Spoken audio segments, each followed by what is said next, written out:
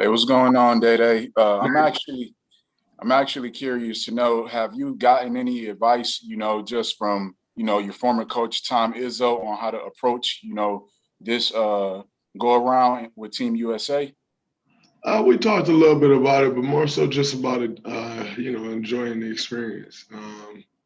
This you get this once in a lifetime experience, and it's essentially a 2.5 week thing, and it flies by. So really, just enjoying the experience and making the most out of it.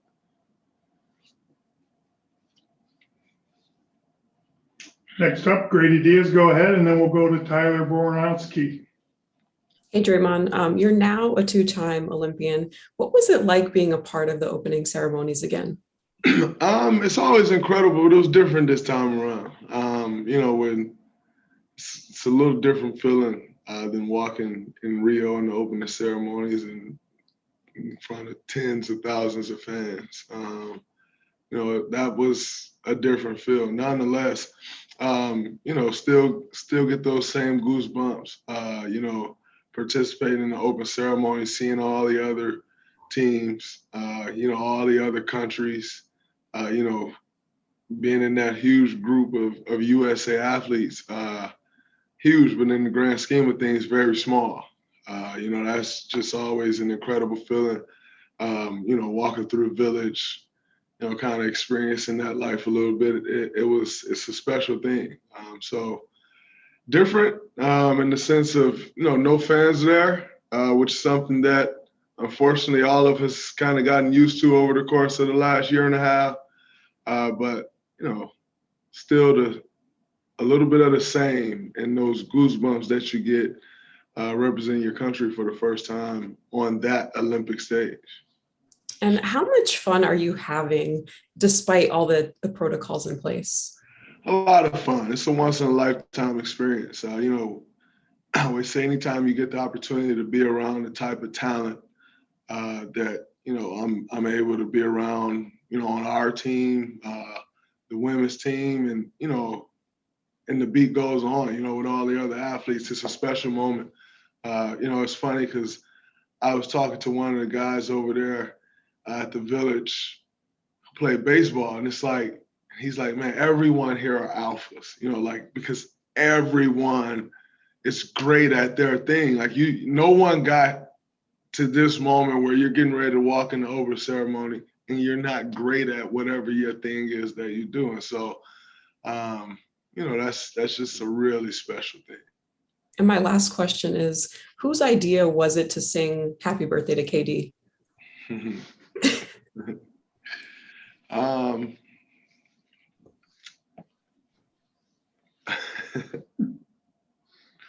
I enjoyed it.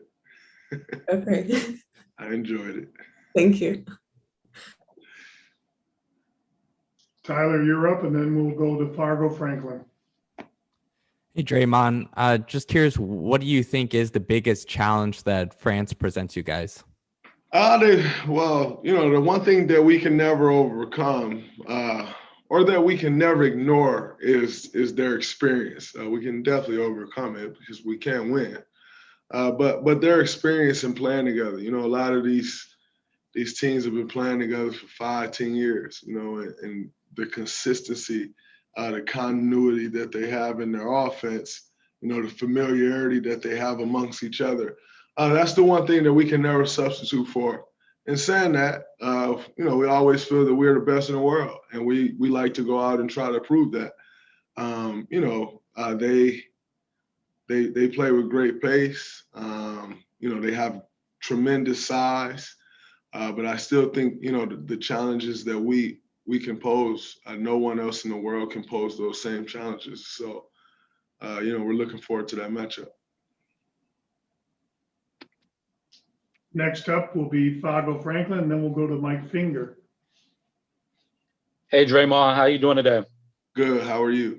I'm well. What does it mean to you to see journeymen like PJ Tucker and Drew Holiday win a ring? I wouldn't call Drew Holiday a journeyman. A guy who's in his 12th or 13th season on his third team. I wouldn't necessarily call him a journeyman.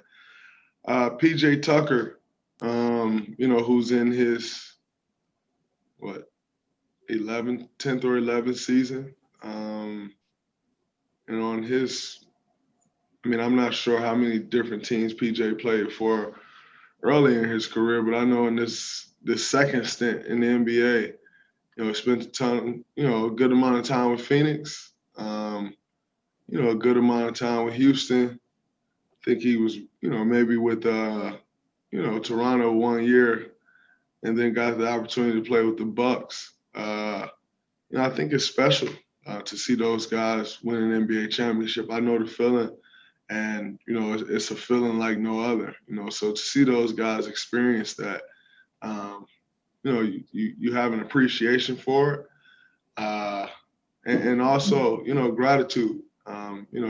Just excited to see those guys live out for most of us what is a lifelong dream, and winning an NBA championship. So it's one of those things you sit there and watch it, and you still get chills. And if you don't, it's funny because we were all sitting downstairs watching that last game, and I was telling young KJ, I said, KJ, if you don't get chills watching this, you're in the wrong sport, brother. Like, it's a different experience. It's a different thing. And so, it's always special.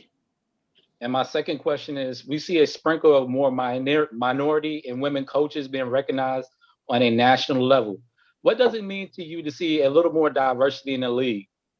It's great. I think it's long overdue. It's not something I'm jumping off the wall about because they are positions that were well earned. I'm not shocked that Willie Green deserves an opportunity. So I think, we're finally seeing people get, our people especially get their due. But because we're finally seeing, people make the right decision and seeing people really give these coaches the opportunities that they deserve, it's not something that I'm bouncing off the wall about because it's something that is well deserved and it's long overdue. Thank you. Mike Finger, you're up, and then we'll go to Brian Windhorst.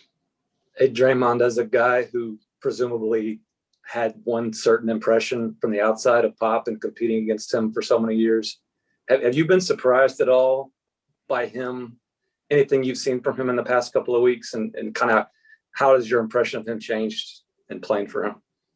I don't think my impression has changed much. He is as serious as you think he is. And if you knew a little bit about him at all, he jokes as much as you think he jokes, and so I think it's kind of that balance, extremely smart coach, a guy that I've been learning from, and I'm sure everyone else who's here has been learning from. So I wouldn't say it's much of a difference than what I thought. I had the opportunity, I think, to play my first All-Star game, if I'm not mistaken, for Pop. Maybe it was my first All-Star game, maybe not, but it was one of them. And he is that guy who, like I said, it's that balance of extremely serious when he needs to be serious and joking all the time when it's time to joke. When y'all lost those 2 games in Vegas, what was his reaction? Now, obviously they're exhibition games, but how did he treat you guys? His reaction was, this is good for us. Obviously, we don't want to lose, but we'd rather this happen now, than playing some teams that we're just going to completely destroy and then get over to Tokyo and play France the first game and realize we're not as good as we thought we were. So as much as it sucks to lose, those 2 losses only helped us. They didn't hurt us one bit. If anything, maybe you lost a little bit of the fear that, we've had in people's hearts for years, which you go out and do what you got to do and you can get that right back. Thank you, sir. Draymond. And then we'll go to Tim Reynolds. Hey, Draymond. This is a really bizarre situation with these guys coming in and less than 24 hours going to play. What do you expect their role to be tomorrow? Well, I think you can't expect their role to be too big because you got guys coming off a 13-hour flight, which will in turn probably turn into a 19, 20-hour travel day with very minimal rest, with very minimal practice time. But in saying that, you're talking about three true professionals, three extremely, extremely competitive guys that wouldn't be on their way here if this didn't mean something. They all just finished competing in the NBA Finals, just finished completing an NBA season about 48 hours ago or 72 hours ago, and they're on their way here to help us compete for a gold medal. So saying that, it's not ideal, but I have a lot of respect for those guys for not only committing to do this, but actually keeping their word. We could have very easily got to, when was the last game? Monday or Tuesday, Wednesday, whenever the game was, and Devin Booker saying, "Man, we lost. I'm pissed off. I'm out." Or Chris Middleton and Drew Holiday saying, "Man, we just won a championship. I want to celebrate. I want to stay home with my family. I'm out." Have tremendous amount of respect for those guys for seeing it through, seeing their commitment through, and it's on us to make sure that we do our parts in making sure that they are rewarded with what they ultimately came here for, which is to help us compete and win a gold medal. I know those guys said before the finals, during the finals, that they were committed, but you've been there. Was there some surprise amongst you guys that they actually all got on the plane last night and were on their way over there? I mean, that it actually did happen? I wouldn't necessarily say surprise because at the point that it's a surprise, you're doubting those guys' character. And I don't think neither one of those three guys has given anyone any reason to doubt their character, to doubt their competitive nature, to doubt who they are as men. And so to say you're surprised, I wouldn't necessarily say I'm surprised because they are who they are, but it is still very impressive. Did you guys, one more, I'm sorry.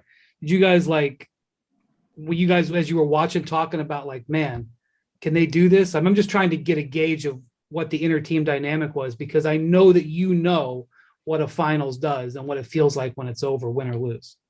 We definitely discussed at some point, man, who you think going to drop out? And everyone said, nobody. I think that was a consensus amongst our entire group. There's always that elephant in the room of yo, you think somebody gonna drop out? But one thing I can say is that I can't recall anyone saying, "Yep, I think that guy's going to drop out." I can't recall not one person thinking one of those guys would. And that's a testament to who they are as men, who they are as basketball players, who they are as competitors. Thank you. Tim Reynolds, go ahead, and then Gary Washburn, you're up next. Thanks, Craig. Hey, Draymond. There was 207 nations that marched last night, and most of it was done alphabetically, but somehow the United States of America was right in front of France as you guys walked in. Did you see any of their guys? Was it awkward? Did you talk to them at all? I guess, was there any interaction? There were a couple chants, USA chants, them chanting their thing. Yeah, we saw their guys. There wasn't much interaction. It's not really much to interact about. They're taking in the opportunity to participate in the Olympic ceremonies, opening ceremonies, and we're doing the same thing. We don't have much to talk to France about. when we're there amongst hundreds of Americans, maybe thousands. I'm not sure how many it was. I know it's a lot. Enjoying our experience, enjoy being Americans, enjoying the opportunity to kick off, going to support, going to compete for our country. So, no, there wasn't much to talk about. And no, we did not talk to them. We talked to each other because that's what that's about. Sharing those moments with other Americans, not having discussions with someone who's trying to take what we're going for. It's not, there's plenty of time for that. That time wasn't last night. How do we end up in front of them? I don't know. Quite frankly, I really don't give a damn. You were asked also about one of the other moments from last night. Of course, the happy birthday. I know you won't give up the details, Evan, from your first answer. You could see from KD's face, though, that he might not have really enjoyed that moment so much. Do you fear any retribution from KD at all about after that?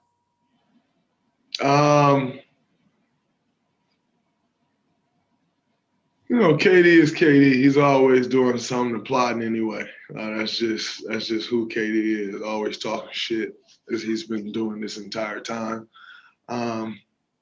So, do I fear retribution? I don't know. I think that would require him getting back at me for something I did, and I'm not sure that I did something. So, we'll see. Thank you, Draymond. Gary Washburn, you're up, and then Joe Varden. Hey, Draymond, you were a talker on the floor, whether it's to yourself, to your teammates, to other players, or to the officials. In FIBA games, are the officials, do they know that? Are you saying, hey, man, I'm not trying, because you're not trying to get ejected, and it's a little different because NBA officials know who you are. They know your rep. In FIBA, do you kind of have to explain that or talk to them before the game to get that straight? No, I just don't really say much to them at all. I didn't say much to them in Vegas. It's not really much to say. Quite frankly, some of them may not even speak the same language as me. And so to waste my time, and not waste my time as in they are human beings, right? Like, still going to treat them as, with the same respect that you treat any human being. That goes without saying. But to say I'm going to sit there and talk to them, I don't even know if they'll understand what the hell I'm saying. And so to waste that time and waste that energy, it's just not enough time in the game to worry about that. It's so many less possessions, so many, so many other things going on that I need to focus on. I don't know the FIBA game like I know the NBA game. So I quite frankly can't even sit there and argue a call unless it's like a basic foul, because some of the rules are just different and we be figuring them out on the fly. Yeah. And so if anything, I'm sitting there asking like, hey, what about this? Like, what? Can you do this? Can you do that? And saying, do they know who I am? I'm sure most referees who's probably roughing the game probably watch the NBA. It's the greatest league in the world. So do they know who I am? Possibly, but it really doesn't matter. We're here to compete for a gold medal, and that's what it boils down to. That's what it's all about. And over your international experience, you've had plenty of beefs and whatever's, discussions on the floor with plenty of opponents. You are not trying to be friends in the NBA. Has there been a player that you guys initially looked side-eyed with Team USA because you guys maybe didn't like each other, but formed a friendship or were cool or played cards together or had some type of bond when you guys actually got to know each other? You're saying, is there someone on our team? Team USA. There may be some guys from some other country that all of us really don't like, but we'll keep that amongst ourselves. But there was no one here that I didn't like. I think there are guys here that we're all getting to know each other, and you're learning more and more about each other. But I don't think there's no one here that I didn't like or get along with. And has this experience allowed you to have kind of chop it up more with Kevin? Yeah, we're around a lot, and Yeah. we're very familiar with each other. And we've won a lot together. So that familiarity, of course, allows you to chop it up a bit more. But it's not like, we needed this time to chop it up. Like, no, we've chopped it up quite a bit before this. So, Thank you. I got to roll in like 2 minutes, though, because the 3-on-3 game about to start. So, Joe, we'll finish up with you. Draymond, they play you with Dame, and they run some of the actions that you and Steph run on the Warriors. So I was just wondering, how similar is it to play with those two guys? It's very fun because I know if I crack his guy, he come off and light the other team up. So it's very fun. It's a very familiar situation for me to be in. Quite frankly, one that I enjoy and look forward to continuing to exploit as he gets more comfortable with me, as I get more comfortable with him. Quite frankly, you can't replace the 9 years of experience that Steph and I have together. But we have played against each other a ton. I know his strengths. He knows my strengths. And we like to play off those. And, they've produced some good moments for us along the way in Vegas, and they'll continue to get better because the familiarity will continue to grow. So I think it's a good thing for us. It's a good thing for, Coach Pop and staff, Coach Kerr, Coach Wright, LP, to know that we can go to this, and that's a very familiar situation for both of those guys.